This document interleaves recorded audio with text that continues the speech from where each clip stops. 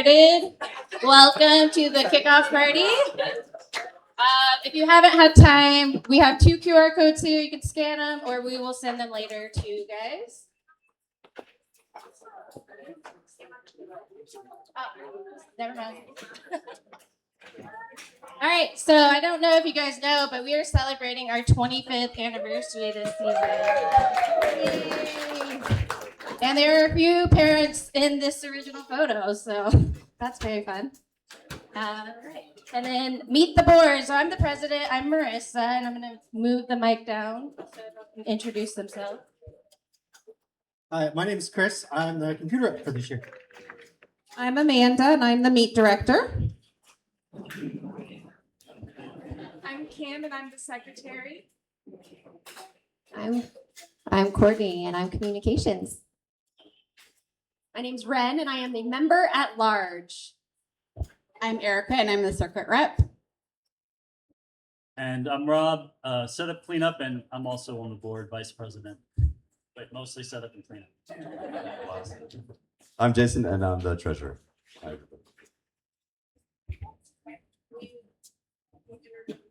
Oh, yeah. And then our volunteer coordinator is Crystal. She cannot be here, but you guys will have a lot of communication with her. And then our coaches. Hi, I'm Coach Tibbetts.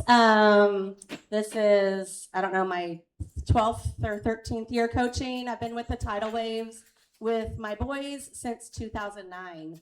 So I'm really excited to be back again. And here are the rest of our coaches. I'm Ryan. That's my mom. And I swam on the tidal waves for 13 years. And I look forward to being on the other side and coaching the swimmers. Hi, I'm Coach Kiana. This is first year coaching, but I have a little over 10 years experience in the swim world, so I am excited for this new journey. Hi, I'm Coach Amy. I joined the coaching staff last year during an emergency necessity for a coach. I've been a competitive swimmer for probably, I'm going to age myself, but like 30 years, maybe more. Swam in college, and now I've got 2 daughters on the team. We started here last year, and I'm looking forward to coaching your kiddos.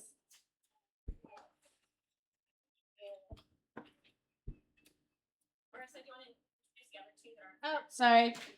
Coach Jack and Coach Morgan could not be here today, but they will be there tomorrow for practice.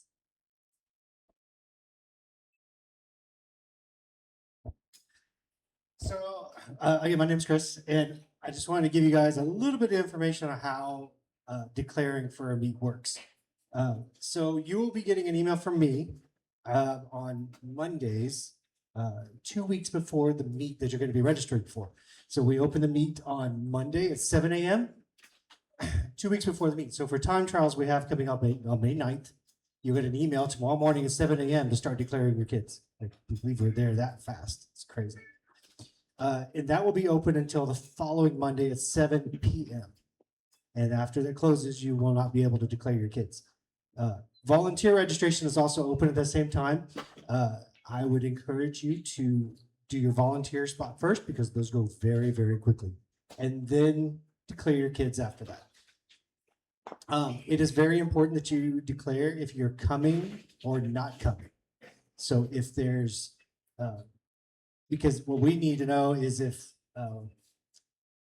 it helps us to plan for how many kids are going to be at the meet.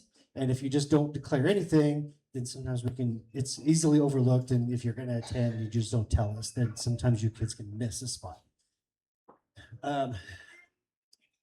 So declaring early also gives the coaches time to know how many kids are going to be there, and they can start planning out the relays and everything.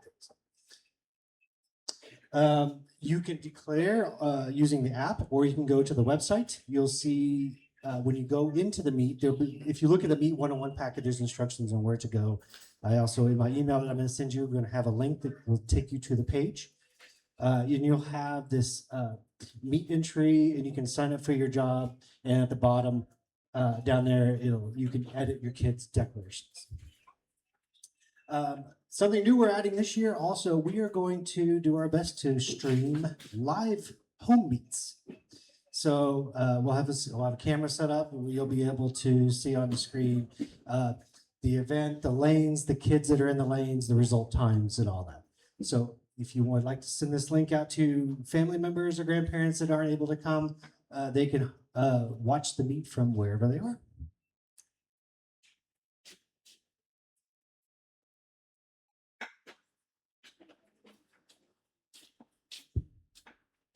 Hi, I am not the volunteer coordinator. That's why I put Crystal's picture up at the top of here. She was in charge of volunteers, but she couldn't be here today, so I am taking over for her. I was volunteer coordinator for 2 years, so you're in good hands. Okay, so if you have never been on a swim team before and this is your first opportunity to volunteer, you have this lovely column on the right of jobs that you can do with absolutely no experience and no idea what you're doing. So we've got concessions where you're helping out with food, heat ribbons. That's where you get to give the winner of each heat a ribbon. It's super fun. Hospitality, that's walking around and giving our volunteers water and Jolly Ranchers and stuff to keep them motivated and doing their thing. Merchandise, at our home meets, we have a merchandise table where we sell all our gear. And you can work that. We have parking lot attendants who stand in our parking lot and make sure people park in the right spot. That job is fun because you are done before the meet even starts, so you get to hang out and watch everything. Photography. So we have a photographer.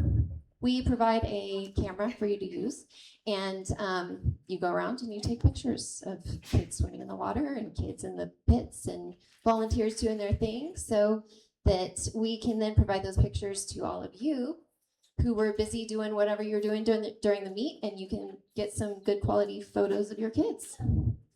We have ribbons, so we give away ribbons for overall winners in each age group and category that will show up in family folders, which I believe Amanda's going to talk about. But you get to organize those and sort those into the family folders. Runners. A runner gets to take a DQ slip from one place and drop it off at a table. Super easy. Setup and cleanup, which Rob is going to talk about in great detail. And timers. That's where you stand at the end and a swimmer comes in and all you do is you push a button when they touch the wall. So those are our super newbie options. We have some that require a little bit of training, which we will send communication out about in this first week about when we're going to hold those trainings. There's going to be training to help out in the computer tent, to be a judge. And I have Pit Parent and Ready Bench on there as well, just because that requires a little bit of knowledge and instruction before you step into those areas. And then for our pros, if you are like, you totally know swim and all the things, then we have scoring and stroke judge as well.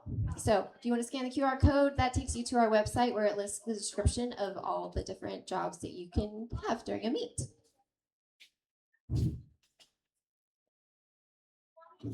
No. Yes. Because it's the most important volunteer job. No, not really, but it gets its own section. This is the good one for new folks. No swimming knowledge required. I like it because I sit at a desk all week and I like to do something physical on the weekends. We have separate teams. So for home meets, there'll be a Friday night setup team. All the meets will have a Saturday setup team, parking team, and we'll also have a separate cleanup team Saturday morning or Saturday early afternoon. So no one's going to be asked to come super early and stay super late, but one or the other perhaps if you're on these teams. Also, if anyone's interested in transporting a trailer during the year, reach out to me after the presentation and I'll get your name down. We have this trailer over here is our concessions trailer, and we have another one that has like a bazillion tents in it. We take that to away meets as well, not the concessions. Oh, and stop me, tell me if you think of something, if you need something. We have been trying to make the whole experience, the whole setup, cleanup, during meet experience as good as possible, and we get a little bit better every year. And most of our good ideas aren't ours. They come from someone else, or we steal them from another team. And everyone here gets to be part of the cleanup team. Chris puts together the meets, plans out the time, and he would like to have as many kids as possible, swim as many events as possible, as many relays as possible. We have to be out of the pool at 1 o'clock. So he's written meets that run to like 12:45, 12:50 before, and we get out, because instead of like the 6 or 8 of us who are signed up doing all the work, we get 100 people to just do 1 or 2 things, and then we can vacate that pool. Even if it's in a giant pile of equipment on the outside of the fence, we'll sort it out later. Oh, and also because we don't want those, 6 or 8 people to pass out and die. We do start cleanup whenever the 7/8s are called to their last race. And swimmers, y'all have been tuning this out, I'm sure. Y'all clean up your stuff before your last race, because we don't want to step on your iPad or other fun things. So pack it all away. We'll work around your chairs and your bags and get the tents up and out. Parents, feel free to jump in with a tent. Feel pick up some trash. There are bins, chairs, speakers, cables, buckets, signage. There's all kinds of things. We just need to get them out of the pool. So we've been working on getting that to be a wider and wider group of people. Again, just do one thing before you go. We'll appreciate it. The rest of us who are staying.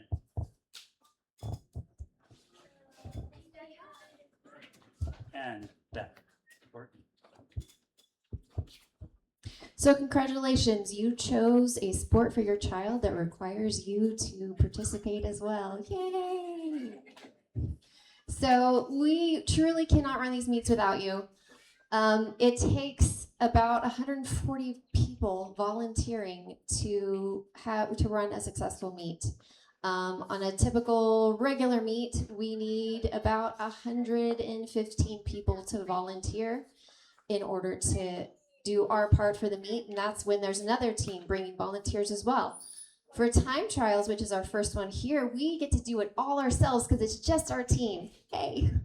So it's super important that you volunteer. You are required to volunteer if you have a swimmer in the meet. So that means that one person from your swimmer's family, it could be a next door neighbor, it could be a family friend. We need one person to fill one volunteer shift on behalf of that child so that we can have them participate in the meet and we can have enough volunteers to run an amazing meet, which we always do. So, oh yes, I probably should say this. So your swimmer is only eligible to swim if they have somebody volunteering. So if you are not signed up for a job, but your child is signed up for the meet, then Crystal will be reaching out to you saying, hey, I see you didn't sign up for a job. Which one of these 5 jobs would you like? And if it comes to meet day and no one is signed up for this particular child, then unfortunately, they're on the risk of being removed from the meet. So let's not go there. Let's have everyone volunteer. Yay. And it's a volunteer for immediate family. Or like per family, one volunteer. Yeah. So if you have 4 swimmers, yes. you need to have 4. Yes. So yeah, 1 per family. So if you've got 4 kids, you can still just do 1 volunteer shift. Although we would love it if you did more. Okay, signing up for volunteer jobs. As Chris talked about before, at 7 a.m. on Monday morning, the meet is going to open, and so will all the volunteer jobs. And as he said, sign up for your volunteer spot first, because some of our returning swim parents are pretty gung-ho about getting the spots they want, and they are there at 7 a.m. to grab the spot they want. So if there's a particular spot that you're looking at, it's a good idea to grab it up as soon as volunteer spots open. So when Chris sends out the email with the link, you click the link, you go to sign up for a job. and then you can declare your swimmer. So this is kind of what it looks like. It'll list all the different options. Well, I guess you go in, you click sign up for jobs, and then on this next little big slide, it lists all the possibilities that you have available to you. So the little eye icon next to each one gives a little brief description about what that job is, so you know what you're signing up for. And if you have any questions about volunteer jobs, of course, you can reference the website where it lists all of the volunteer jobs and what they do. And you can also reach out to Crystal as well. Her email address is on the website. She's the volunteer coordinator, and she can go into more details for you on what's involved in particular jobs, or if you have any questions. All right. All right, so our meets are amazing, by the way. The other teams in our circuit love coming to our pool and being hosted by us because we run a really good meet. And we couldn't run a really good meet without all of you. So thank you for being amazing and helping us continue with our history of being fun and well organized when it comes to meet days. Yay! Okay, hello, my name's Amanda again. I am going to pause real fast. It is the recommendation of the board that we do not have kiddos in the creek. So if your kiddos are in the creek, I would encourage you to grab them back. It is big snake season, and there is also a pretty full creek back there that they can go down into. So unsupervised is not recommended, but obviously you know your kids, you do you, and we're just going to look the other way and not panic. So, okay, heat sheet 101. Each meet that we have, this is not going to pertain to practice, but this is for meets. This is a program that's going to show all swimmers participating. So if we have a dual meet, it's going to have both teams swimmers. And then if we have a tri-meet, which is 3 teams, we're going to have all swimmers that will be participating in those events. Oftentimes we will try to combine different things to make it go faster, because it does look very overwhelming when you see this and you understand why we are going to the very last minute. But when we are getting ready to start, the announcer is going to say the event, the heat number, before the kids get on the blocks. And then some teams, we have them. And then I think Cedar Park has electronic boards. There's one other, Round Rock.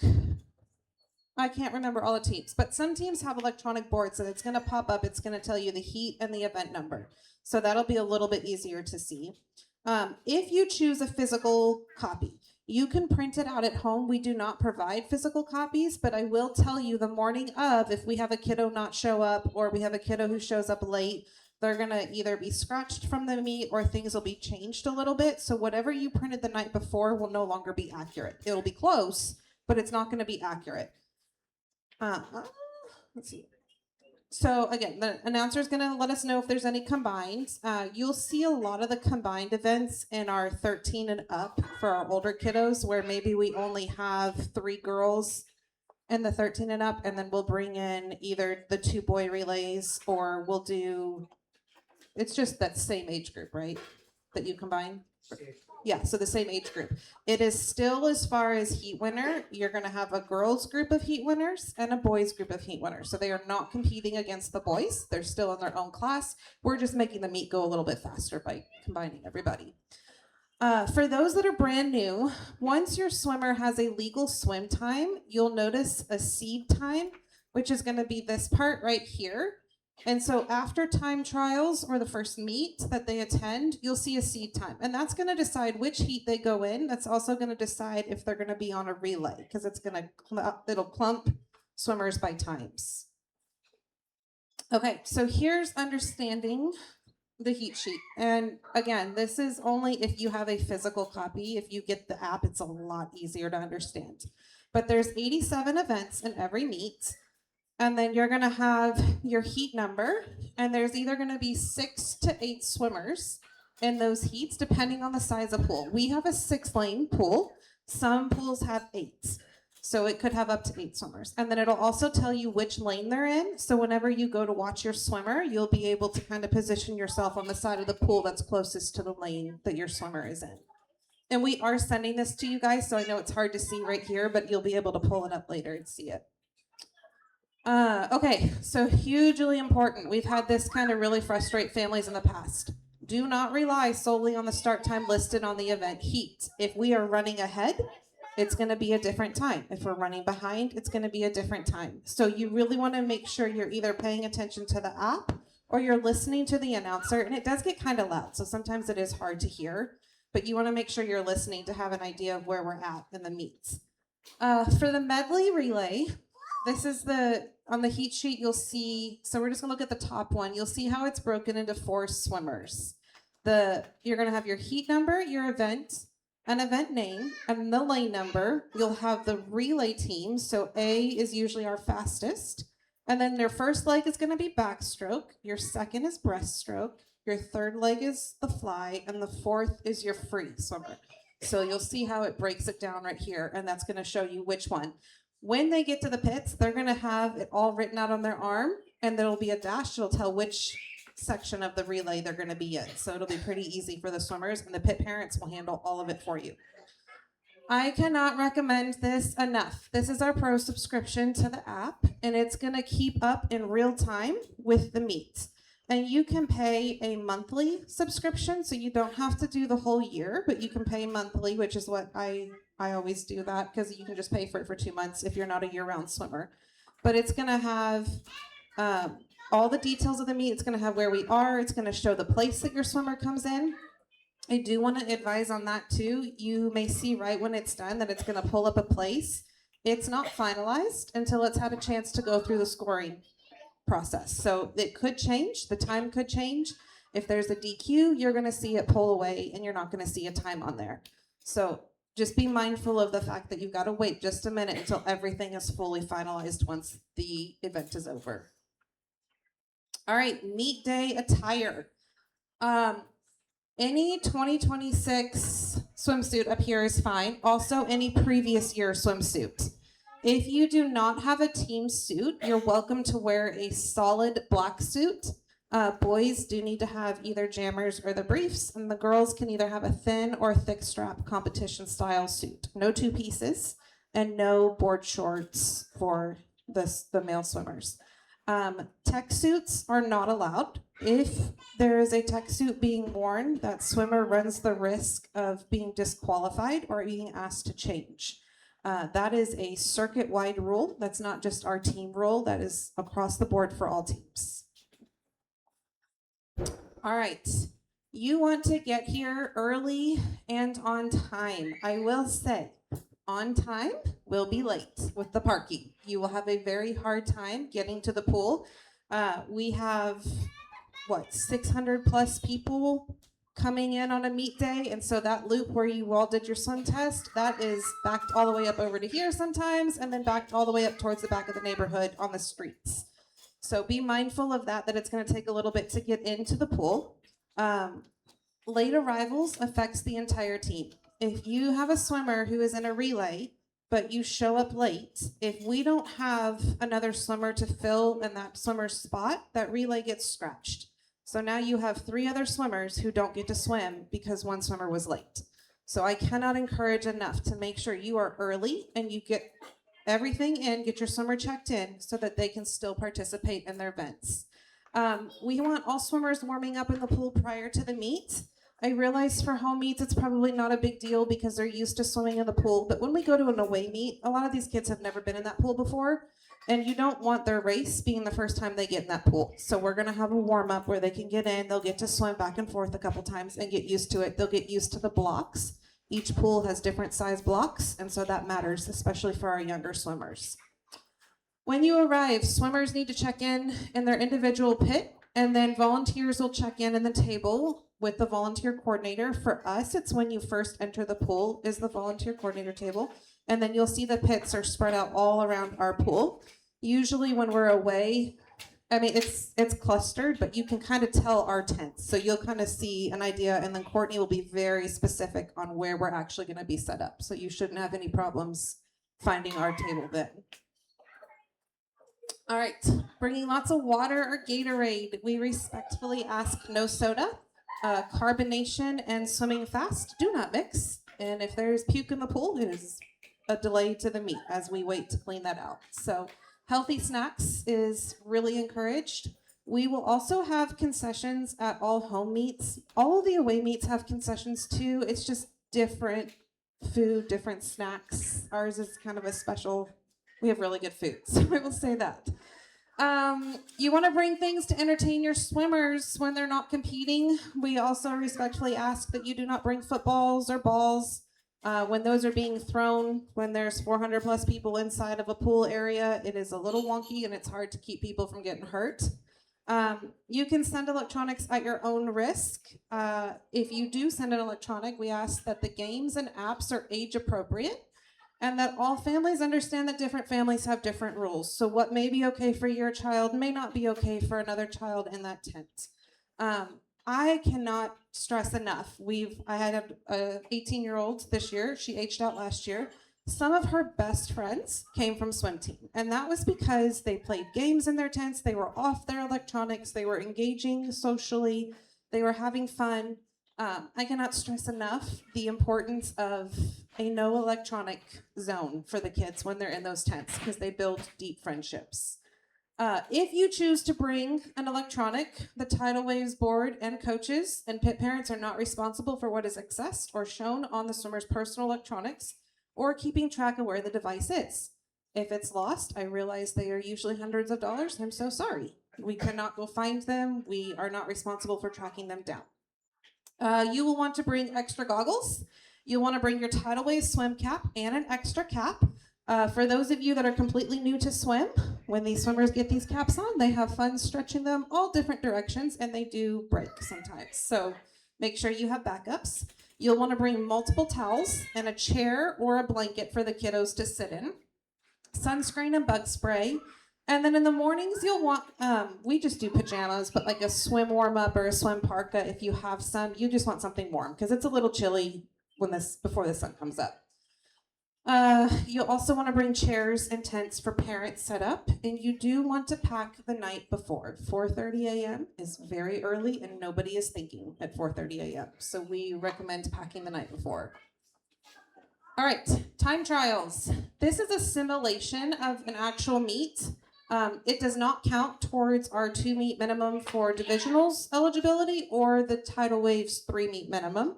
And this is just a time for swimmers, coaches, parents, and the board, and everybody to kind of learn the ropes of a swim meet and how it works, how the different volunteer roles work, and to give new parents a chance to see what they're in for on Saturdays. Our dual tri-meets, all teams will compete with different teams throughout the season. A dual meet is 2 teams, and a tri-meet is 3. I think we have 2 tri-meets this year. A home meet is swum at our Tidal Waves pool, and an away would be at a competitor's pool, so like Round Rock or Cedar Park Typhoons, or another team in our circuit. And those arrival times vary, so we have a specific time for our pool, and then other teams will have a specific time for their pools. Those meets count towards the 2-meet requirement for divisionals and invitationals, and the Tidal Waves 3-meet minimum that we require. Divisionals, so we have 4 divisions in the Northwest Swim Circuit. We are Division 2 this year. The divisionals meet is at the end of the year, and it's 3 teams in that division. And to be eligible to participate, you have to have swum at least 2 official regular season meets during the season. They also have to have an official time. So if let's say they have swum breaststroke, but they've DQ'd in breaststroke and they don't have an official time, they will not be able to swim breaststroke at time trials. But if they have swum freestyle and they have a legal time, they will swim freestyle in that meets. Invitationals is truly an invitational meet. It's for swimmers who receive a qualifying standard of a time in the Northwest Swim Circuit dual and tri meets or the division meet. They can qualify in the divisions. And it's an age group invitational qualifying time. Those are under our resources tab, and so you'll be able to see those. A lot of kids like to really try for those and try to achieve that invitational. It's very fun, special. They get a special cap and lots of fun things at that meets. They also, for that one, have to have swum in 2 qualifying meets. Little disclaimer, I know Courtney talked about how all parents have to volunteer. A parent or guardian is required to be on the premises with the swimmer for the entire meet. So if you have a first shift volunteer job and you're done before the break, you still have to stay on the premises through the entire finish of the meet, or you have to have your child's guardian if you're leaving. If you have a second shift, when you come in the morning, you cannot just drop your swimmer off. You come in with your swimmer and you may go rest in your tent, but you have to be present on the premises for the entire meet.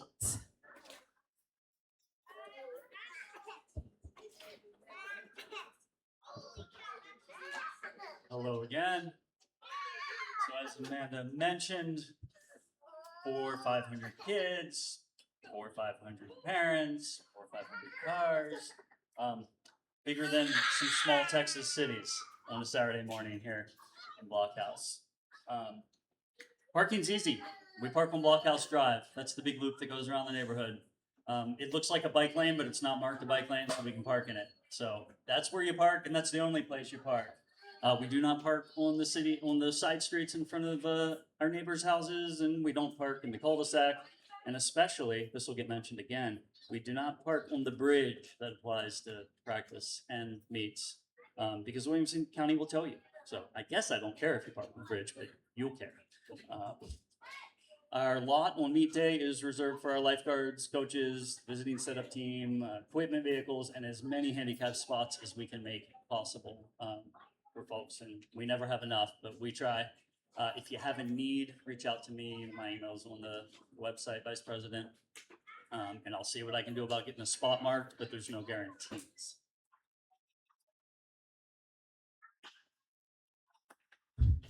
So you're parking on Blockhouse Drive, and then you're walking.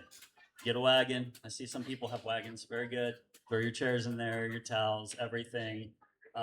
If you have ever been a part of elementary or middle school or high school drop-off, you can just imagine what that would be with that many people trying to do it.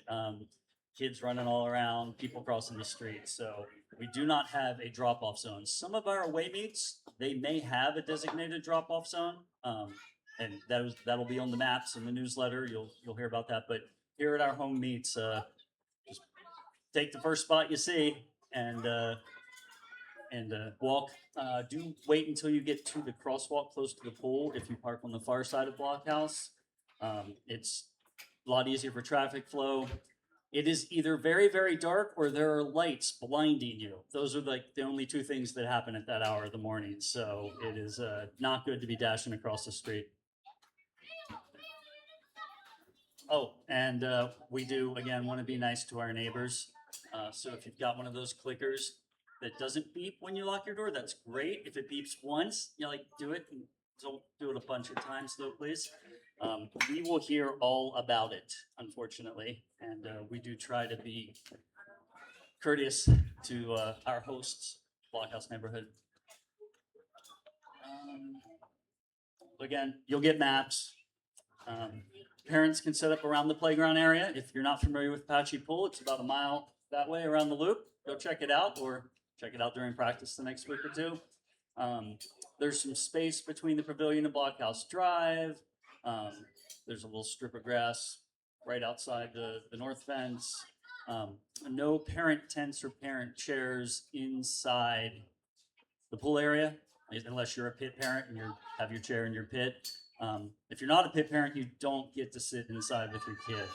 But your kid can come sit outside with you if you want, so long as you check them out with your pit parent. Ren will talk about pits in just a little bit. That's what we call the tents, just like those, where the kids hang out. Bathrooms connected to the pavilion. The 6s and 7, 8 boys will be over there for obvious reasons. And not for time trials, because we really don't need them, but for dual meets, there'll also be porta potties out in the parking lot, and the line is usually much, much shorter there. So, of course, I told you all that, and now it'll get longer for me.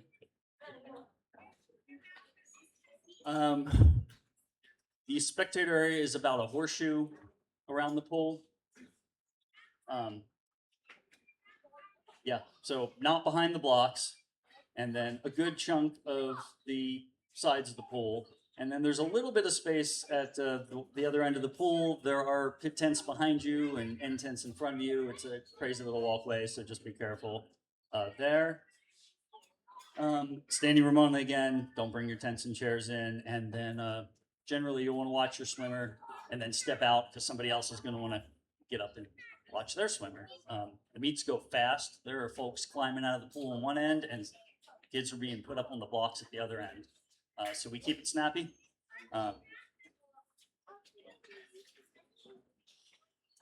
Places you cannot go. Nobody's allowed in the baby pool.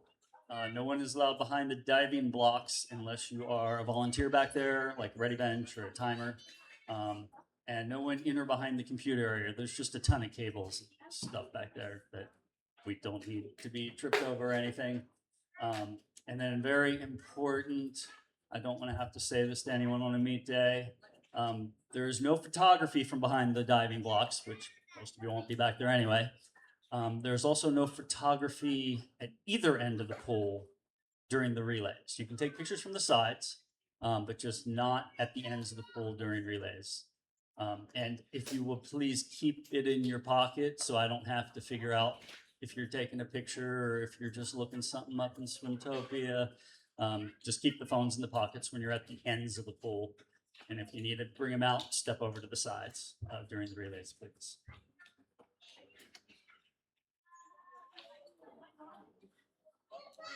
And Brent. All right. My name is Ren, and I'm really excited. I've been doing summer swim team since I was very, very little, so I'm a little bit biased, but welcome to the best summer of your life. It's going to be amazing. Your kids are going to beg you to come. You're going to go to one meet, they're going to meet all their friends, and they're never going to want to miss another practice or another meet again. So look around to your left and to your right. These are your new best friends. And I have made a lot of really good friends over the last few years. So I'm excited to see all of you guys again.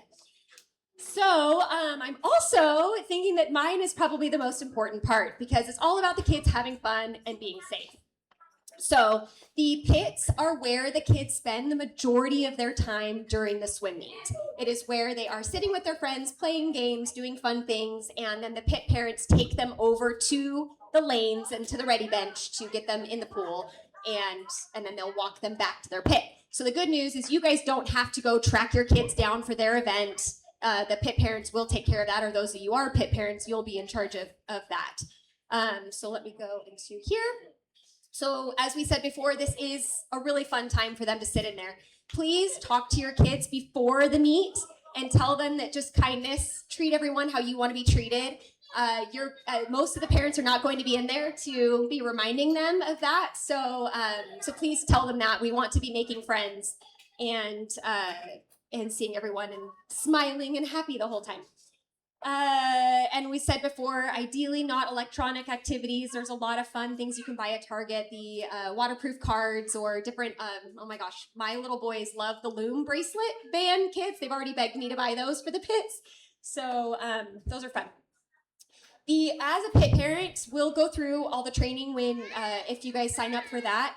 If you think that your kid might be a little rowdy or a little bit naughty in the pits, it's probably a really good position for you to volunteer for. You're sitting in there with them, and also I think it's fun because you're meeting the kids that they're hanging out with. So they're going to come home talking about Charlie, and you'll be able to meet Charlie and see how they are in the pits.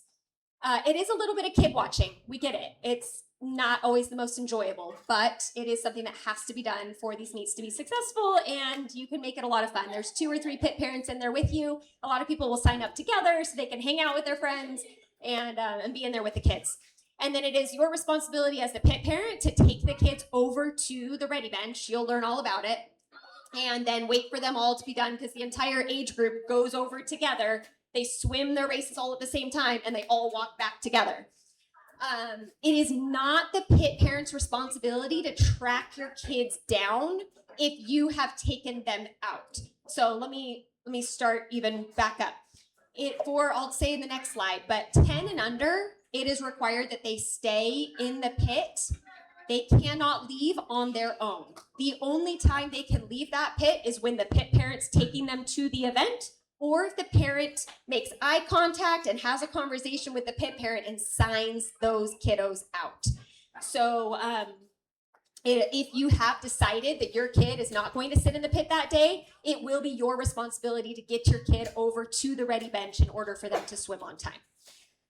And then don't leave before checking out with a pit parent. Like I said, when they're done with their last event, very exciting. You want to just take them and head out. You do have to go back to the pit, make sure you make eye contact and sign out before you head home. And also there are the relays, the freestyle relays are at the end. And if you leave early, we might not have a swimmer for that relay. So make sure that you are tracking that to make sure that the kids are not leaving before that. And then of course, staying to support the team, because that's another fun thing about this is the kids go off the side of the pool and they're screaming and yelling for their friends. That's my favorite part about summer swim team is the kids are just trying to get from one end to the other. If they do the stroke well, amazing. If not, everyone is there just to cheer them on and just be excited for a successful length of the pool.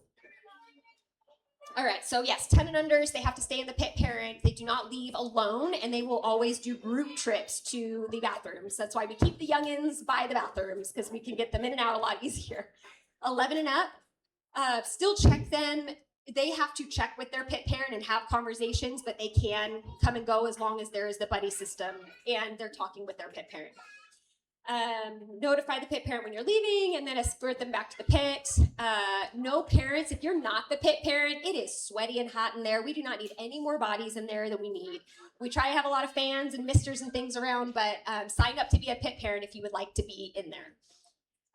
And then, of course, no photography behind the starting blocks. That is a USA swim rule, safe sport rule. And unfortunately, we'll have to ask you to leave or delete the pictures if that happens, just for swimmer safety. I get to do the fun part, swim vocabulary. I'm just gonna go through this real quick. You can read it again when we send the packet out, but just for newbies, distances. So the Apache pool is a 25-yard long pool.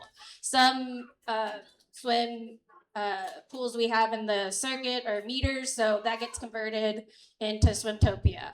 An event, I know Amanda just went through that with the heat sheet, but that's the number that we are on for event. For example, like the girls' 25-yard freestyle, so that is the event.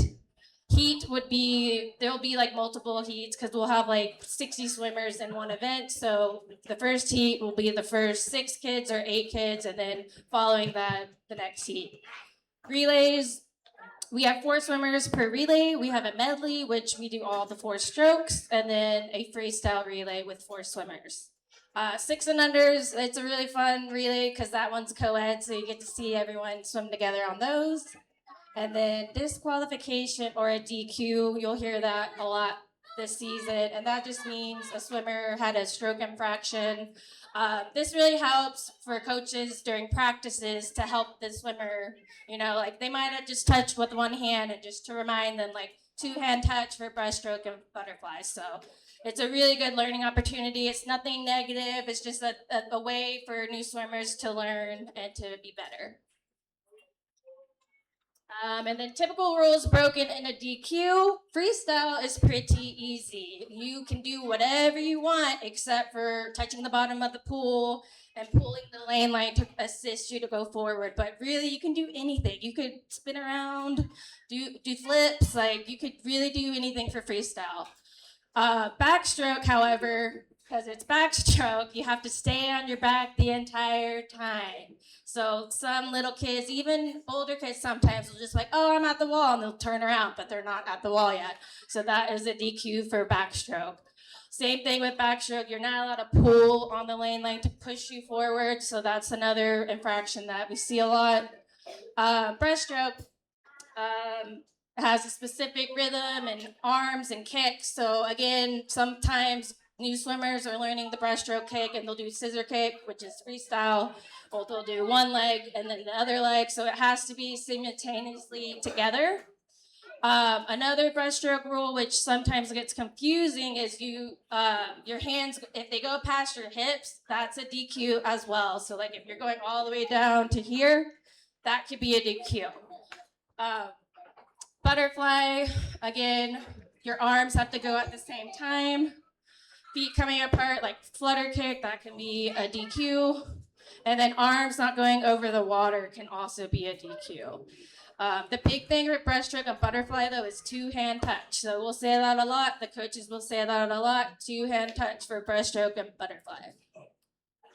And then all strokes, typical rules broken is if you're moving on the block before start. So like if you're ready for your event and you're squirming around, sometimes you can get DQ for that. Not finishing a race, I have seen that before, where a kid just stops in the middle of the pool and is like, I'm done. So that's a DQ.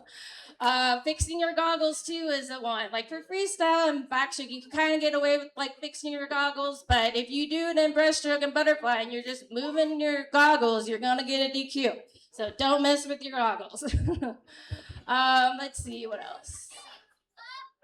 Oh yeah, again, pulling on the lane line, don't do that. I know some kids will bump into it, that's okay, but if you're using it as an advantage, like the judges will DQ you. And then relays, this is a really big one because they're so fast. Like if you're not out of the water before the other swimmers touching and stuff, like that can be a DQ, but we don't really see that often. The swimmers are really used to just getting out quick, so that one is not very often. Okay. Whew. Frequently asked questions. When do swimmers receive ribbons for meets? That's the very important thing because the kids are very excited to get their ribbons. They will be at the pool with your family last name, and it will be there on Tuesdays after the meet. So once you guys get to practice on Tuesday, you can go in, get your family folder, and all your ribbons will be in there. What does INV mean if it's next to your kid's name? That means they made invitational time. So that is a really awesome accomplishment, and that will always be next to the swimmer's name if you got invitational time in the heat sheet. And then what is a bingo? This year we have a really cool bingo ribbon. If you get 3 individual events and you do a time improvement at one meet, you get a bingo ribbon. So all the kids love it. It's a really cool opportunity to just get excited. Even if you drop like 0.01 second, you can get it. So it's a really fun ribbon. And then Wave-a-thon. This will be talked about later, but it's our fundraiser for the year for the swim team. It takes a lot of volunteers, all of you guys and the board to run this swim team. So that is a fundraiser that we do that will start May 15th to June 5th. So Courtney will be sending out more info on that. And if you have any questions, just let us know. And then board nominations. This team isn't ran just by a few of us. It's a big board. We've been planning since August of last year. So year round we're planning this swim season. So we will have nominations and all that will be in the newsletters. So if you guys have information about specific board positions, that will be in the mid-season for nominations. All right, practice. That will be tomorrow for newbies. So tomorrow, for all new swimmers, 12 and under, Courtney did send this out, but I'm just going to remind you guys again, last names A through K. Tomorrow, you guys will have practice 5:30 to 6:15. And then last names L through Z will have practice 6:15 to 7 tomorrow. What to bring to practice? Make sure you have a competitive swimsuit, goggles, caps, kickboards, fins, towel, and water bottle. Water bottle is very important. It gets really hot. Kids are swimming in the water. You don't think you're getting dehydrated, but you will be getting dehydrated. So just make sure they have a water bottle. We do have a water station there so they can fill up at the pool. And then make sure your swimmer's name is labeled on everything. All the fins look the same and the goggles. So just make sure you guys have your name on those. And then what do parents do during practice? Swimmers under 12 and under must have a parent or legal guardian on site through practice. I would make friends with people. You can have like another friend watch your kids if you can't be there all the time. But again, 12 and under must have a parent in the premises of the pool, inside the gate of the pool. And then here is a picture of our pool. The red areas are off limits for parents during practice. This is just ensures that the coaches and swimmers have the best experience and that we are not having distractions at all. So just, we'll send this out again, but reminder when you guys are setting up your chairs at practice to not be in these red zones right here. And then anything glass or breakable is strictly prohibited inside the pool area. So if anyone has glass containers, we will see you and make you guys take that outside. If it breaks inside the pool, they have to drain the entire pool. So we don't want that to happen. So just do not bring any glass inside the pool. And then there is a creek and a bridge right next to the pool. Kids love to go there. Just keep that off limits. There's snakes and other things, sharp objects. We don't want kids getting hurt over there. And then as well as the playground. We've seen some kids where they'll climb up to the very top of the playground. Just playgrounds are off limits, especially during meets. Not allowed to be on the playground. All right, then weather. Texas weather is very... You never know what it's going to be. So we will send out notifications like we did today. I don't know if you guys got the notification, but that's the kind of notifications we'll send when there's weather. I know for every 30 minutes, if we hear lightning or thunder, practice will be paused. So for the younger ones that have a 30-minute practice, that usually will be canceled. But again, we will try hard to notify you guys on Swimtopia and let you guys know if practice is going to be held. And Rob. I'll make this fast. You know this part already. We don't park on the neighborhood streets. We don't park in the cul-de-sac. We don't park on the bridge. We park on Blockhouse Drive, and during practice, parking lot's fair game. So, except maybe there'll be a spot coned off here or there for something. And do watch. Not sure is our playground room no playground during practice even? Or swims. Okay, so siblings, there'll still be little kids crossing the parking lot going from the playground to the pool area. So be careful in that parking lot. And then one other thing that I think didn't get mentioned, if you are parents of 6 and unders and you don't have any older siblings, you probably want to sign up for a first half volunteer shift. Because the 6-year-olds are done just after halftime. So you can help us take down the 6-year-old tents for your little setup help or cleanup help, and you are welcome to get out before it gets even crazier.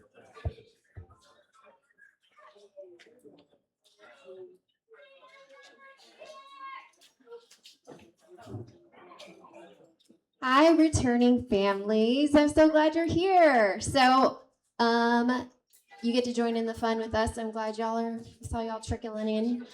We just want to cover a couple things with y'all, and then we will get to meet and greet, food, all the things. So, it's our 25th anniversary this year. Yay. We already talked about this with our new swimmers, but returning families, 25th anniversary. So we're going to do a little bit of celebrating this season, the fact that we've been around this long. All right, coaches. Hello, I'm Coach Tibbetts. I'm back. Yes, 2 years ago was supposed to be my last year. I'm sorry. I'm still here. Let's see. I have, for anyone that's new that wasn't here earlier, my family's been with the team since 2009 when my oldest son, Kyle, started. He started when he was 6, and then I started coaching in, I think, 2013 or 14, not sure which, and here I am still. So I will be your head coach. Here are our other coaches. Hi, I'm Coach Amy. I was here part of the year last year. I've got 2 daughters on the team in the 7, 8s, and 9s category this year. I'm happy to be back and coaching with y'all again. Hi, I'm Coach Kiana. This is my first year coaching, but I have a little over 10 years experience in swim, so I am excited to be here with y'all.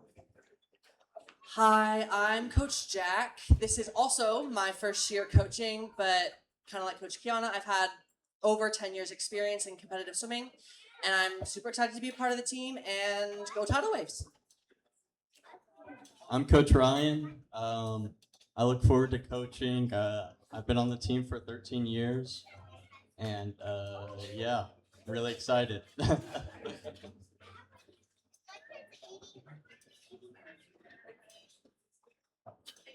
And Coach Morgan couldn't be here today, but she is back this season as well. Okay, important dates. I promise this is the last thing. Okay, so tomorrow morning for returning families, because you weren't here earlier. Time trials opens tomorrow at 7 a.m. So look for that email from Chris. Make sure you claim your volunteer position and you sign your kids up. Tuesday for returning families, that's when you start practice. It is only for new swimmers tomorrow. May 9th is our first meet, time trials. Hello, early Saturday mornings. May 25th, Memorial Day, we will not have practices. June 1st, we are going to switch to morning practices. We'll stop our evening practices, switch to morning. June 3rd, we have team pictures and summer fun water park. It's a team tradition, so mark your calendars. And then June 29th, after divisionals and invitationals, on that Monday, we're going to have our end of season awards and party. So put that on your calendar as well. Make sure you're in town and can be there for that. And I think that's it. All right, I know that was a lot of information, but it's over now. So if you guys have any questions, we'll be here. You can come up to any of the board members if you have any questions. And now it's the food time. That's the best part. So if you guys are hungry, we can start a line over there. And I hope you guys mingle and meet new people. Thank you.